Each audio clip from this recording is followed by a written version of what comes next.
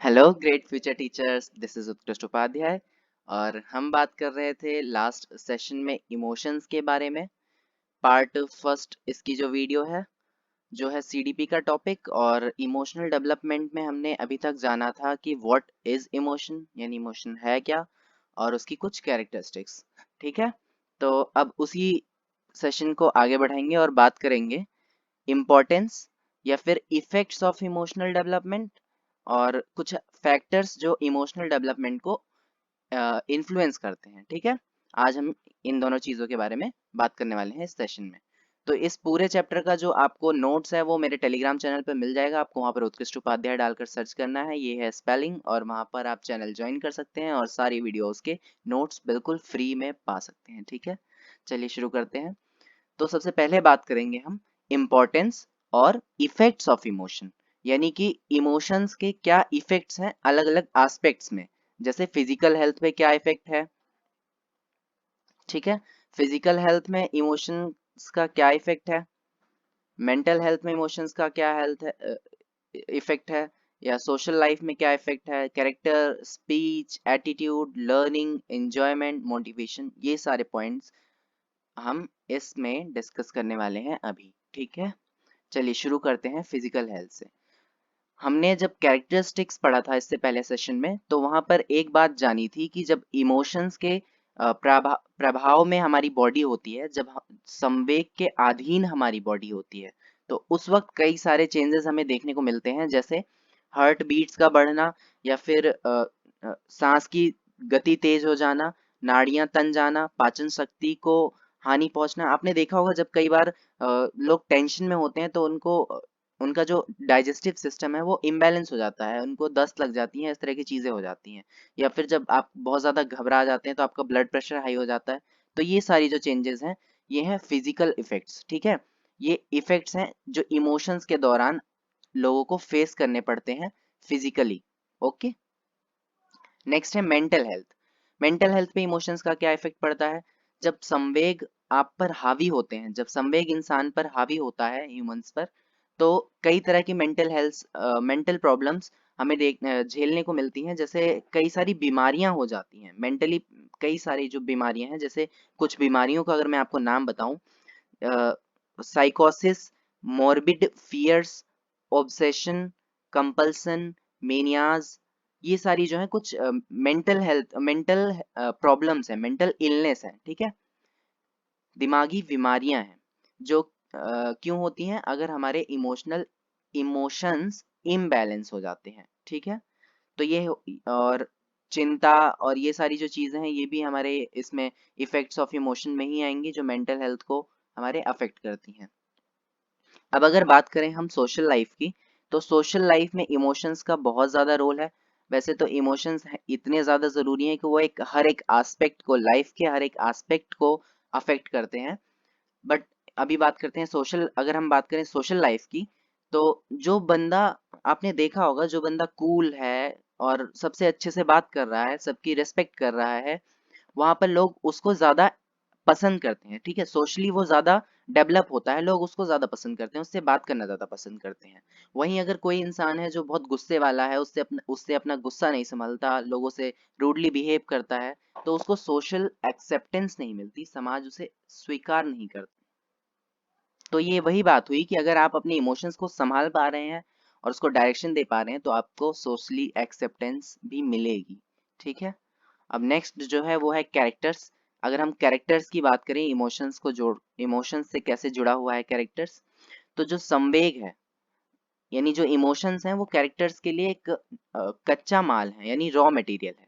जैसा आपका इमोशन, आपके अंदर जैसे जैसे इमोशंस डेवलप होंगे, उस तरह का आपका कैरेक्टर भी डेवलप होगा, उस तरह का आपका कैरेक्टर भी होगा। ठीक है, क्योंकि उस तरह की जो चीजें हैं वो दिमाग में चलती हैं और आप वैसा ही बिहेव करते हैं। ठीक है, इसलिए कैरेक्टर का एक बैलेंस्ड और आइडियल कैरेक्टर डेवलप होने के लिए इमोशंस का बैलेंस्ड होना बहुत ज्यादा जरूरी माना जाता है साइकोलॉजी के हिसाब से।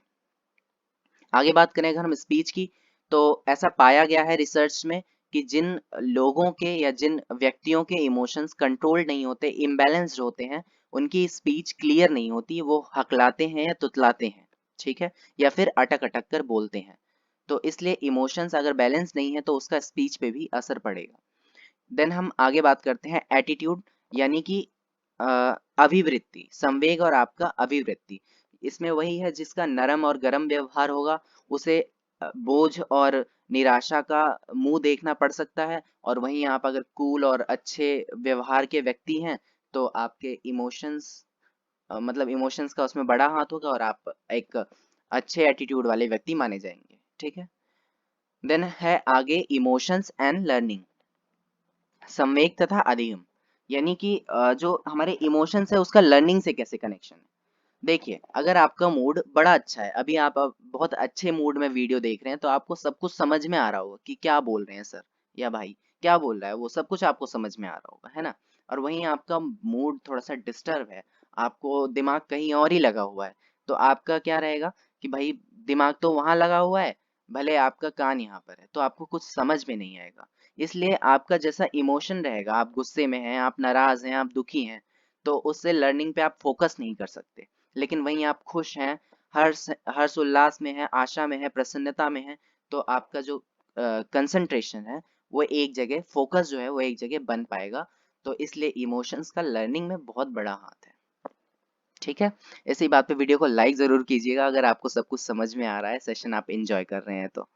देन है source of enjoyment, emotions source of enjoyment कैसे, अगर आपके इमोशंस बैलेंस्ड हैं, आपको जल्दी गुस्सा नहीं आता, आपका मूड बड़ा अच्छा अच्छा रहता है, आपको सब कुछ अच्छा लगता है, आप सबसे अच्छे से बिहेव करते हैं, तो आपकी लाइफ इजीली गो करेगी, इजीली फ्लो करेगी और आपको मजा आएगा, है ना। और वहीं आप चिड़चिड़े पन वाले व्यक्ति हैं, आपको हमेशा गुस्सा आता है, आप हमेशा नाराज रहते हैं, इस तरह के इमोशंस आपके जो हो रहे हैं, अगर नेगेटिव इमोशंस, तो वहां पर आपको इंजॉयमेंट नजर नहीं आएगी, लाइफ जो है एक हैवी बोझ जैसी नजर आएगी। ठीक है, देन है सोर्स ऑफ मोटिवेशन, इमोशंस जो है वो मोटिवेशन का सोर्स कैसे हो सकते हैं। देखिए, एग्जाम्पल से अगर समझें कि आपको कोई बहुत बड़ा दुख हो गया, आपको कोई झटका लग गया, तो दो वहां पर दो केसेस बन सकते हैं। एक, या तो आप बिल्कुल ही उदास टूट कर बैठ जाएंगे एक तरफ और अपनी लाइफ को और अपने टाइम को वेस्ट करेंगे, है ना। और दूसरा, आप उससे एक प्रेरणा ले सकते हैं, अगर उसको आप सही डायरेक्शन दें, उस एनर्जी को आप अगर सही डायरेक्शन दें, तो आप उससे उभर कर बहुत अच्छे तरीके से और खुल कर निखर कर सामने आ सकते हैं। तो ये है सोर्स ऑफ मोटिवेशन, मतलब आप अपने इमोशन का यूज कैसे करते हैं, क्योंकि इमोशन जो है एक तरह की एनर्जी है जो बॉडी में रिलीज हो रही है। ठीक है, अगर ये एनर्जी पॉजिटिवली रिलीज हो रही है और आप इसे सही डायरेक्शन दे पा रहे हैं, तो आपके ये जितनी भी एस्पेक्ट्स हैं, mental, physical, social, character, speech, attitude, everything, क्योंकि इमोशंस आपकी लाइफ में बहुत बड़ा रोल प्ले करता है, तो आप अगर उसे सही डायरेक्शन दे पा रहे हैं, बैलेंस रख पा रहे हैं, तो आपकी लाइफ इंजॉयफुल होगी। लेकिन वहीं अगर आप अपने इमोशंस को नहीं संभाल पा रहे हैं, तो इमोशंस आपको संभाल लेगा और आपकी लाइफ के साथ खिलवाड़ करेगा। ठीक है, तो ये था साइकोलॉजी में इमोशंस के बारे में टॉपिक। आगे बात करते हैं फैक्टर्स इन्फ्लुएंसिंग इमोशनल डेवलपमेंट, यानी संवेगात्मक विकास को प्रभावित करने वाले कारक। आपका इमोशनल डेवलपमेंट अगर अच्छे से नहीं हो पा रहा है तो उसके पीछे क्या वजह हो सकती है, कौन कौन से कारण हो सकते हैं, इसके बारे में बात करेंगे। ठीक है, तो शुरुआत करते हैं। ये कुछ पॉइंट्स हैं जिसको एक एक करके हम डिस्कस करेंगे। जैसे फटीग, यानी थकान, अगर आप बहुत ज्यादा थकान रहती है तो आपको चिड़चिड़ापन हो सकता है, गुस्सा हो सकता है, या फिर ये सारी चीजें जो हैं आपको एक नेगेटिव बिहेवियर की तरफ आगे बढ़ा सकती हैं। हेल्थ, अगर आपकी हेल्थ खराब रहती है, आपकी हेल्थ अच्छी नहीं रहती, तो भी आपको ये चीजें फेस करने को मिल सकती हैं। मेंटल एबिलिटीज, देखिए रिसर्च में ऐसा पाया गया है कि जिन बच्चों के दिमागी विकास, मेंटल मानसिक विकास जो है वो जल्दी हो जाता है और वो स्वस्थ रहते हैं, तो वो इमोशनली भी ज्यादा अच्छे से डेवलप हो पाते हैं। लेकिन वहीं अगर कुछ चीजें हैं कि आपका जो मानसिक विकास है वो कहीं पीछे रह रहा है, तो आपको इमोशनल डेवलपमेंट में भी मतलब कुछ प्रॉब्लम्स देखने को मिल सकती हैं या देरी देखने को मिल सकती है विकास में। देन है विल, यानी अभिलाषा। अब पेरेंट्स की अभिलाषा, आपकी अपनी खुद की अभिलाषा कि मुझे ये चाहिए, मेरा बच्चा ये कर ले, ये सारी चीजें, ये क्या है, बच्चों पे एक बोझ बन जाती हैं। ठीक है, उनके दिमाग पर एक प्रेशर बना देती हैं, जो कई बार उन्हें उनके दिमागी, उनके जो इमोशनल डेवलपमेंट है उसके लिए वो बाधा बनने लग जाता है। ठीक है, देन फैमिली, फैमिली आपकी अगर बहुत अच्छी है भाई, आपकी फैमिली खुश मिजाज है, वहां पे रोज अच्छी चीजें हो रही हैं, अच्छी बातें हो रही हैं, अच्छी मतलब अच्छा एक एनवायरनमेंट मिल रहा है, सभी खुशी से रह रहे हैं, तो आपका इमोशनल डेवलपमेंट भी वैसा ही होगा, अच्छा होगा, क्योंकि आपको पता है डेवलपमेंट में एनवायरनमेंट का कितना बड़ा रोल होता है। तो फैमिली का एनवायरनमेंट अगर अच्छा है तो आपको इमोशनल डेवलपमेंट भी अच्छा होगा। और वहीं अगर आपकी फैमिली लड़ रही है, झगड़ रही है, रोज नई नई चीजें हो रही हैं, बहुत भीड़ रहती है वहाँ, लोग रोज नए नए मेहमान पहुंचे रहते हैं, आपको परेशानी हो रही है, तो यहाँ पे आपका इमोशनल विकास जो है, संवेगात्मक जो विकास है, वो प्रभावित होगा। देन है टीचर, टीचर का देखिए डेवलपमेंट में बहुत ज्यादा रोल है। एक कहा जाता है कि बच्चा जो है वो मिट्टी की तरह है और टीचर ही वो उसे एक सुंदर घड़े का रूप देता है। तो उसके जितने भी पक्ष हैं, विकास के जितने भी पक्ष हैं, सभी के लिए टीचर का जो एक अहम रोल बन जाता है। इसलिए इमोशनल डेवलपमेंट भी टीचर का बहुत बड़ा हाथ है। टीचर जैसे एग्जाम्पल देगा, जिस तरीके से आपको पढ़ाएगा, जो जो बातें आपके दिमाग में डालेगा, उस तरीके से आपके इमोशंस डेवलप होंगे। देन है पेरेंट्स आउटलुक, पेरेंट्स आउटलुक यानी कि माता पिता का आपकी तरफ क्या रुझान है, किस तरह का व्यवहार है, पेरेंट्स आप पर ध्यान दे रहे हैं नहीं दे रहे हैं। एक तरफ एक एग्जांपल से अगर समझें कि एक माता पिता है जो ड्यूटी करते हैं, दोनों माँ और बाप दोनों ड्यूटी कर रहे हैं, और वो बच्चा पूरे दिन घर पे अकेले रह रहा है या किसी और के साथ रह रहा है, तो उसका जो मन में आएगा वो सीखेगा। वहीं एक तरफ वो माता पिता है जो पूरे दिन अपने बच्चे को ध्यान देते हैं, अपने बच्चे की ओर देखते हैं और उसकी एक एक चीज का ध्यान रखते हैं। तो आप उसके डेवलपमेंट में और उस बच्चे के डेवलपमेंट में अंतर कर सकते हैं कि वो बच्चा अपने आप कुछ सीख रहा है, और एक वो बच्चा जिसको माता पिता अच्छे से सिखा रहे हैं चीजें। ठीक है, तो ये माता होगा, इसे यहाँ पर आप देख सकते हैं, ये एक मिस्टेक हो गई है, इसे ठीक कर लीजिएगा। तो ठीक है, इस तरीके से पेरेंट्स का जो आउटलुक है वो भी इमोशनल डेवलपमेंट में बहुत ज्यादा हेल्पफुल होता है। देन है सोशल स्टेटस, यानी आपका समाज में क्या हिस्सा है, यानी आप कहाँ समाज में स्टैंड करते हैं, आपकी सामाजिक स्थिति क्या है। जैसे एक बच्चा है जो अमीर है, ठीक है, या रिच कह लीजिए आप उसे, तो उसके पास रिसोर्सेज ज्यादा होंगे, वो चीजों के लिए भागेगा नहीं, परेशान नहीं होगा। और वहीं एक बच्चा है जो जिसे हर एक चीज के लिए बहुत ज्यादा भागना पड़ रहा है, बहुत ज्यादा मेहनत करनी पड़ रही है। तो यहाँ पर दोनों के जो सोचने समझने की शक्ति है, जो फील करने की जो भावनाएं हैं, जो वो अलग अलग हो जाएंगी, उनमें भिन्नताएं आ जाएंगी, उसमें ईर्ष्या, क्रोध या इस तरह की भावनाएं जो निम्न स्तर का बच्चा है उसमें आ सकती हैं। सोशल एक्सेप्टेंस की बात करें, तो अगर बच्चा कुछ इस तरीके का काम कर रहा है जो बहुत सोशली, जिसको बहुत अच्छा माना जाता है, ठीक है, तो समाज उसको स्वीकृति देगा और आपको सोशल एक्सेप्टेंस मिलेगी। वहीं अगर बच्चा कुछ इस तरह की काम कर रहा है, चोरी या इस तरह की चीजें, और आपको सोशल एक्सेप्टेंस नहीं मिल रही है, तो वहां पर उसका जो इमोशनल डेवलपमेंट है वो बाधित होगा। ठीक है, उसमें मतलब अगर बच्चा सही डायरेक्शन दे पा रहा है अपने इमोशंस को, और कुछ ऐसी चीजें कर रहा है जो पॉजिटिव है, तो वहां पर एक्सेप्टेंस मिलेगी, और कुछ अगर बच्चा ऐसी नेगेटिव चीजें कर रहा है तो वहां पर एक्सेप्टेंस नहीं मिलेगी सोशली। देन नेक्स्ट पॉइंट है पोवर्टी, निर्धनता जो है, गरीबी जो है, वो एक बहुत बड़ा रोल कह सकते हैं हम कि प्ले कर देता है इन चीजों में।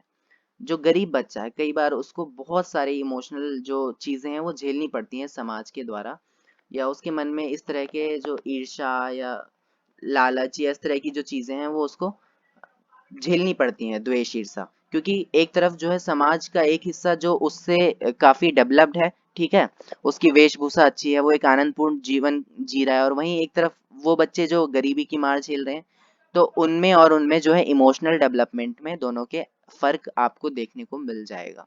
देन है स्कूल, विद्यालय, अगर विद्यालय में इस तरह की एक्टिविटीज हो रही हैं जो बच्चे के मन की हैं, तो बच्चा बहुत इंटरेस्ट लेगा स्कूल जाने में, है ना, तब वो डेली स्कूल जाएगा और उसको बहुत मजा आएगा कि हाँ मैं तो स्कूल जा रहा हूँ, फिर वहां पे उसके इमोशंस खुलकर निखर पाएंगे। ठीक है, और वहीं अगर कुछ ऐसी चीजें हैं जो बच्चे के लिए अनकंफर्टेबल हो रही हैं या उसके मन से नहीं हो पा रही हैं, मन की नहीं हो पा रही हैं, तो वो स्कूल जाने से कतराने लगेगा कि वो स्कूल, मैं तो स्कूल नहीं जाऊंगा। ठीक है, तो इसलिए स्कूल में किस तरह की डेवलप एक्टिविटीज होती हैं ये भी मैटर करता है।